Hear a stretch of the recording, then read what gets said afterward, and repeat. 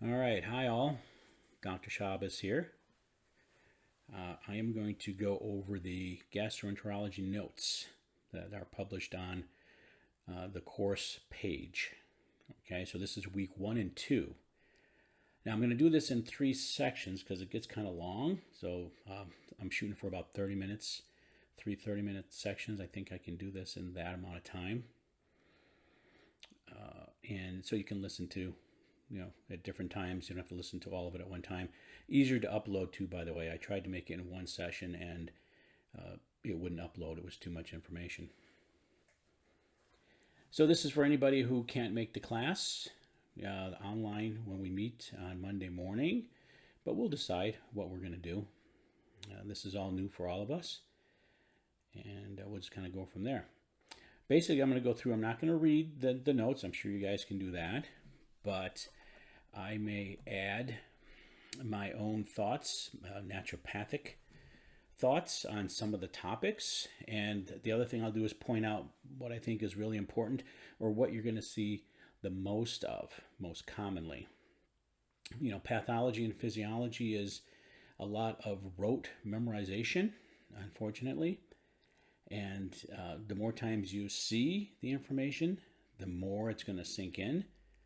And probably you're going to see certain things in your careers more often than not, and you're going to know those things really well. So we'll just get started here. I'm just going to start at the top. And like I said, we'll go for about 30 minutes, and then I'll go on to making the second and third videos. So you can see the course objectives there. I'm sure you've seen something similar in all of your classes. And then you see this list of diseases and conditions. And it's a pretty simple, straightforward list. Whoever made these notes originally for the class, they did a pretty good job. This is really the most basic pathologies that exist. You understand that when we talk about the GI system, there are literally thousands of diseases and pathologies, but this is some of the most common, and everything kind of builds on these. If I look at this list and say, okay, what are you going to see the most of? GERD goes without saying. Going to be very, very common. Hiatal hernias, we'll talk about that when we get to it. It's pretty common as people get older. You'd be surprised how many people have a hiatal hernia of some type. Most people probably don't even know they have one unless they just happen to get some imaging done. The small intestine issues, a lot of those are kind of, those first three are all kind of linked together. Food sensitivities, leaky gut, malabsorption, lactose intolerance, celiac disease, and SIBO, which is becoming more, I'm going to say popular, but more known, even in Western medicine. Doctors are doing that test for SIBO these days. Large intestine, irritable bowel syndrome, Crohn's disease, and ulcerative colitis. Used to see more of these cases. I don't see as many anymore. There are new drugs available for a couple of these things. So that kind of manage this disease process so people don't need to seek out help or treatment. Hemorrhoids, talk about that. The liver diseases, rarely see those anymore, especially since for hepatitis C. Early in my career, I had a handful of patients who were coming for treatment for hep C, naturopathic treatment for hep C, which was very challenging because I didn't want the drugs. But today, and we'll talk about that, hep C can be taken care of within like 12 weeks. And pancreas issues, I don't see too many cases of this in my practice over the years. So it really depends on the group of people that you're working with. All right, so the role of the gut. Digestion of food, absorption of nutrients, and second brain. And the first two, kind of straightforward. I'm going to dwell on this whole second brain type thing because it's important to remember that whatever happens in your brain, your body follows, and conversely, whatever happens in your body, your brain follows. So if your thought processes, if you have neurotransmitter issues, it's going to affect what's happening down in your digestive system. And if you have digestive issues, it's going to affect your production of your neurotransmitters, and it's going to affect how your brain functions. So it's very important. And these systems are connected. If you go down to the third page, that vagus nerve. The vagus nerve. So the autonomic nervous system, parasympathetic nervous system is that rest and digest. If you want to digest your food and not have digestive issues, the parasympathetic system has to be turned on. Okay? If the sympathetic nervous system is turned on, that's that fight or flight. Fight or flight. Your digestive function gets shortchanged. Now this is so key. This little section right here is really, really key, because if this is where all the problems really start. This is where all the problems start, because most people are very stressed. If they're stressed, the parasympathetic system is not engaged. There'll be some digestion and absorption, but it'll be poor. And that's when you start developing the things like malabsorption and leaky gut and SIBO. And I'll explain as we get to those why that's so. So this is critical to help people understand they need to reduce stress. And we'll talk more in detail as we go through this, but stimulate that vagus nerve. If I was standing in front of you in class, I ask a lot of rhetorical questions, but what's the easiest and fastest, quickest way to stimulate that vagus nerve? Deep breathing. Deep breathing. So almost every single patient that I'm dealing with, that's part of the treatment plan. Deep breathing. When you deep breathe, you actually stimulate the vagus nerve. Okay? You actually can see the blood pressure, the heart rate go down. So this is important to have people do this before they take their blood pressure. So if you take blood pressure in your office, that's why it's important to sit for 15 minutes and have someone relax and have them do deep breathing. And don't try to make it difficult. If you look up deep breathing routine, you'll see all kind of complicated. Plug one nostril, breathe 3 times through that one, close your mouth. Simple. Inhale through your nose, fill up your lungs so your belly button is sticking out. And then exhale through your mouth, purse your lips, blow, and take as long as you can to empty those lungs.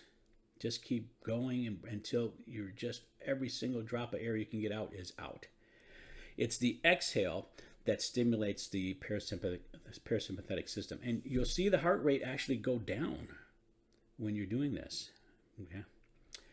So critical. Now, there's actually many ways to stimulate the vagus nerve. Another way is just by humming. By humming, believe it or not. I think I have a list saved someplace. You could probably Google stimulate vagus nerve, and you'll come up with all kinds of websites for this. I actually have a book on the vagus nerve and ways to stimulate it. So very, very important to keep that nerve stimulated. So make sure you tell everybody about that. All right. We're going to cursor down. You see where it says D, I think we're on page 4, immune health. It's important to recognize that your digestive system is your first line of defense, right? Everything's coming in through your mouth, all kind of bacteria, virus, fungal things coming in through your mouth. They all get down to your stomach. Your stomach should take care of most of it. Kill it. The acid will kill everything that comes in there. It's your first line of defense. So it's very important that we have adequate stomach acid, which we're going to talk about here in a little bit further down. So just recognize that that's your first line of defense. And, the biggest part of your immune system is located throughout that digestive tract, right? Along those cells, right? You have these mast cells. lymph cells. So it's crucial that you have adequate stomach acid, good digestive enzymes, and that lining is healthy, because that's a big part of your defense system. It's a barrier. Remember, everything that's in your digestive tract is still technically outside your body, right? And we'll talk more about the wall of the GI tract when we get down to that leaky gut. But just read through that.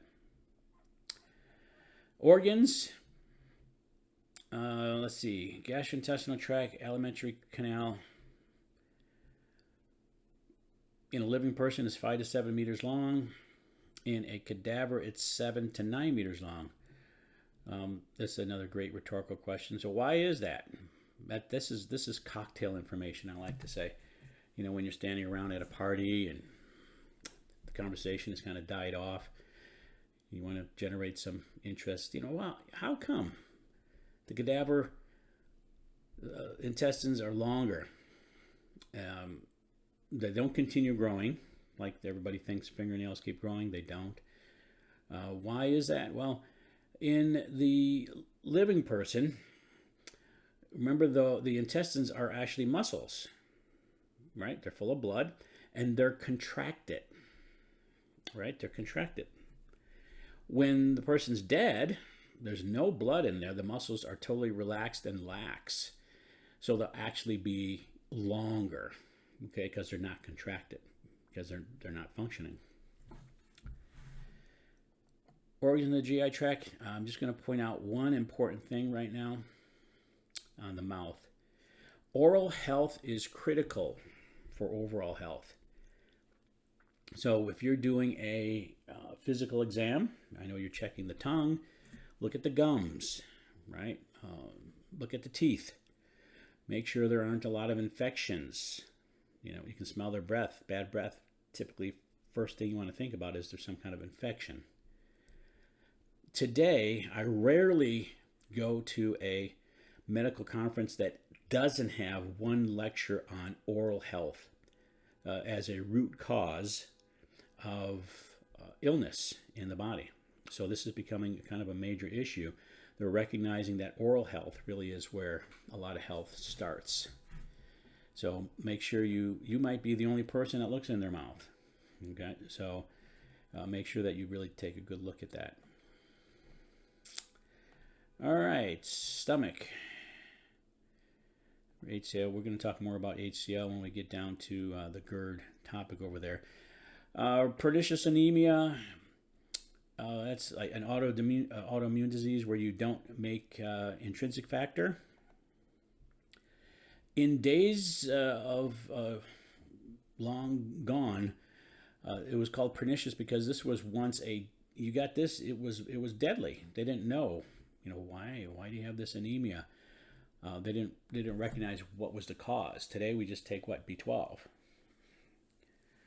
But in days of yore, there were no treatments. All right, large intestine. All right, accessory organs, teeth again.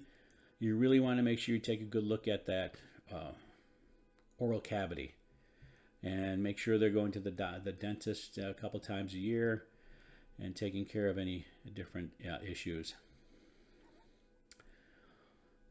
Liver is crucial. We're going to talk more about that in a little bit. Detoxification. It's a word that gets misused a lot, but what are the three things when we talk about detoxing the liver? What would be my top 3 suggestions for detoxing the liver? 3 supplements that I pretty much have everybody taking. NAC, N-acetylcysteine, number 1, and then I would have milk thistle, it's an herb, and a whey protein shake on a daily basis. So you say, okay, so why those 3 choices?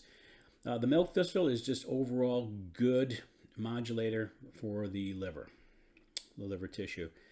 The NAC, it stands for N-acetylcysteine. That cysteine is the key amino acid in the production of glutathione. right? The main antioxidant in your body, along with glutamate and glycine, which we'll get from the whey protein shake. So you need to make sure you have those three key proteins in your body at all time.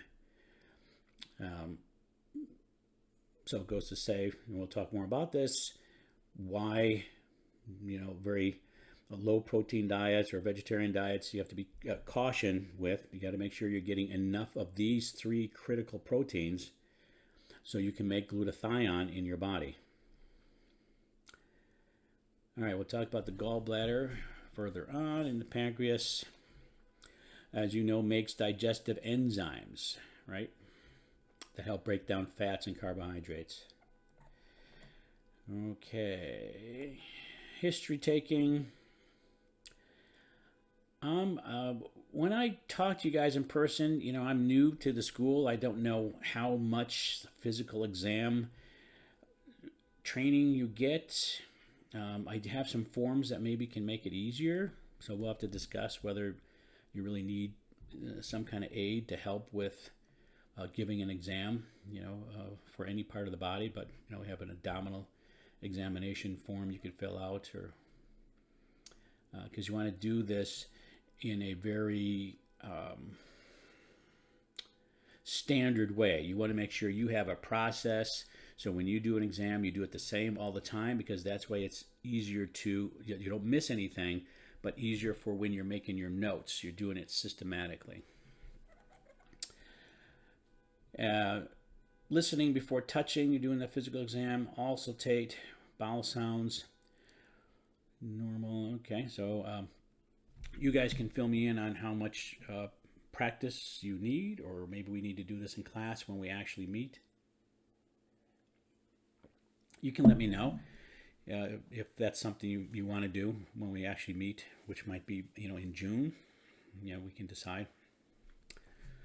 Palpating for the size of the liver and spleen. This is pretty challenging, because it takes a lot of practice to palpate for the size of liver and spleen. It's pretty uncomfortable for the person. So you have to have pretty good bedside manner if you're doing this on an individual, especially if they have any issues that could be a little jumpy. So we could do that in class if you feel we need to do that, if you haven't had practice doing that. Palpate the abdomen, start light, gradually move deeper. And this is another area where you should do this very systematically. It doesn't say here, but I would do this, break it in quadrants. You got the right upper quadrant first. I would palpate, start light, work deeper, move into the left upper quadrant, then left lower quadrant, and then right lower quadrant. So you're going kind of a clockwise direction. And you do this the same all the time, right? When you approach a person, that way you're not going to miss anything. You're not going to, did I do the upper, adequately? So do each one as you move through. Which brings me back to auscultate for the bowel sounds. I probably should make a note in there for future classes. You sometimes have to listen for several minutes. All right, if you put your stethoscope there and you're listening, and you can go through, quadrants, and you're listening, you really have to wait for several minutes before you hear something in each quadrant. It might not be just automatically when you put your stethoscope there. So give it some time. You got to be kind of patient with that. McBurney sign, okay, for the appendicitis. Does everybody know where the ASIS is? When you're laying down and you have those two bony protrusions right there on your hips, those are ASIS. So if you draw a line from that to your belly button, right, halfway in between there, that's that spot. Same way then for the Ravsing sign, just on the other side. And Murphy's sign, press under the ribs for cholecystitis. Okay, which can be, again, you're doing any of these, you have to have pretty good bedside manner, because people might be pretty guarded, right? They could be already in pain. So you have to approach this with a lot of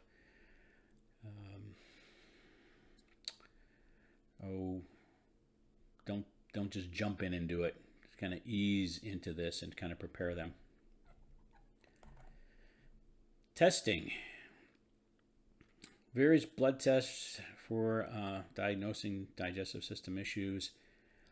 Again, when we meet, you guys will probably have to keep me informed. I don't know how much training you get in looking at blood tests. We certainly can do that if you feel that that's something you want to be able to look at some basic blood work and what should you be looking for. Just so if someone gives you something, you maybe know what to focus on. But certainly CBC, certainly you're looking to test for anemia. What are you looking at? Well, iron. Okay, iron. Unfortunately, most blood tests will just contain iron, but you really need ferritin, right, for a better diagnosis if there's some kind of anemia. And then you're looking at the red blood cells themselves, okay, and you're looking to see the MCB. They're looking at the size, the color, and how many of those red blood cells there are. Red blood cells, obviously, if your white blood cells are high, right, that means there could be an infection. Could be an infection going on. Or if the white blood cells are high, by the way, there could be a lot of stress, right? So if you have a lot of stress, your white blood cells may go up because your body is in fight or flight and it thinks it may get injured. So it's preparing. So, well, I'm going to make more white blood cells.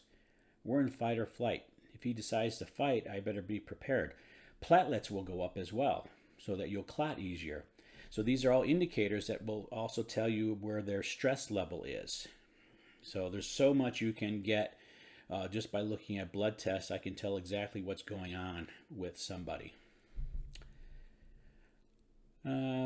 Stool tests, okay, can be useful for digestive issues. And there's many tests where there's kits and they just collect the stool at home and send it in. You don't have to worry about dealing with the whole thing. Breath tests for H. pylori and SIBO. Okay. Ultimately, right, the diagnosis for most gastrointestinal issues are done through ultrasound. Okay. Ultrasound would be first. X-ray, there's not a whole lot they use X-ray for when it comes to digestive issues. But ultrasound would be done first. That's first line. If they see something, then they'll move on to MRI or CT scan. Just an aside, I'll probably mention it when we talk about the pancreas. Yeah, I'll mention it when I talk about the pancreas. Endoscopy. Well, actually, I'll mention it right here. Through the mouth, down the GI tract. When you're looking at the pancreas, you can't really see the pancreas with ultrasound from outside the body. So there's an ultrasound device that goes on the end of an endoscopy. And they do ultrasound. They put it through the stomach and the duodenum, and then they use the ultrasound. They point it at the pancreas while it's inside the body, just so you know. Colonoscopy from the other direction. All right, so immediate referral. If a patient displays any of the following signs, you should not send the patient directly to emergency. Let's see, projectile vomiting, GI bleeding. Okay, I don't know that you need to call the ambulance for all of these things. You're going to have to be the best judge that you can about their condition. How bad are they? Obviously, they made it. They drove in to see you. You have to decide, should you call an ambulance? There's things, sometimes they won't want to go in an ambulance. You definitely got to make sure that for these things listed here, which include like a lot of bleeding issues, I don't know that you need an ambulance for acute hepatitis. You're going to have to really gauge the individual, whether you need to call an ambulance or you just want to send them. hey, you know, you need to go to the ER and get evaluated, okay?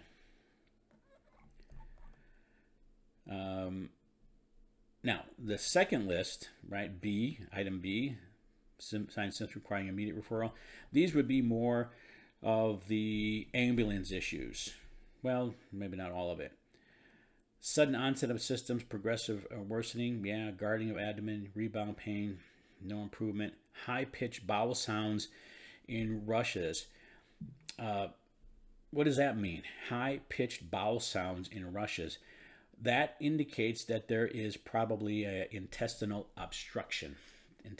That is a serious issue. So you don't know how long it's been going on.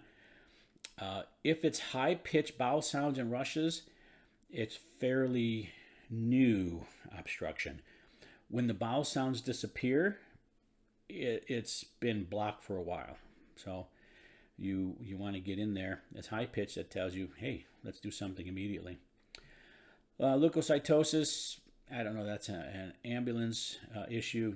Basically, you got to depend on what the person's experiencing. Free air under diaphragm.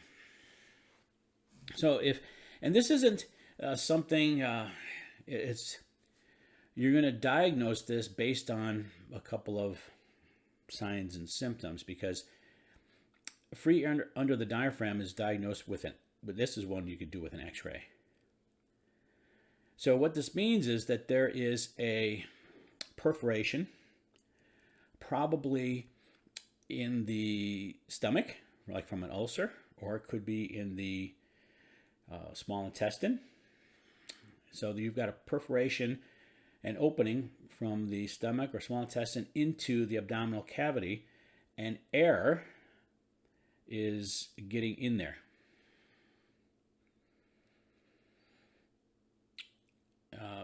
So what's the problem? Of course, that if there's an opening, any products, food products, things are going to get in the abdominal cavity. You're going to get an infection. So they're going to be pretty uncomfortable, and there could be some like bloating. Maybe the abdomen is very bloated, and there's pain.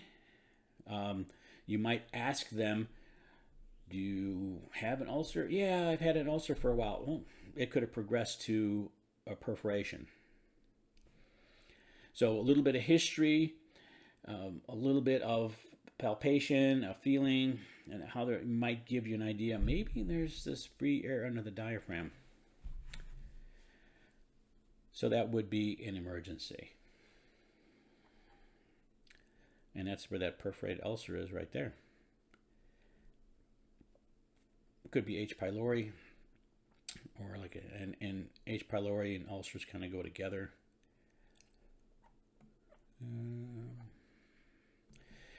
Pale and clammy, tachycardia, hypotension. Abdomen rigid and tender to touch. Can lead to peritonitis if not treated within 8 hours. So that's where that infection is. All right, so I think I'm going to stop right here for this first video, and then continue on with cholecystitis starting on the second video. This way, I think I want to keep it short so you can listen to it in case I talk too fast, or if you were taking notes or something. All right, so thank you, and go ahead and look at the video 2, and we'll continue the lecture there.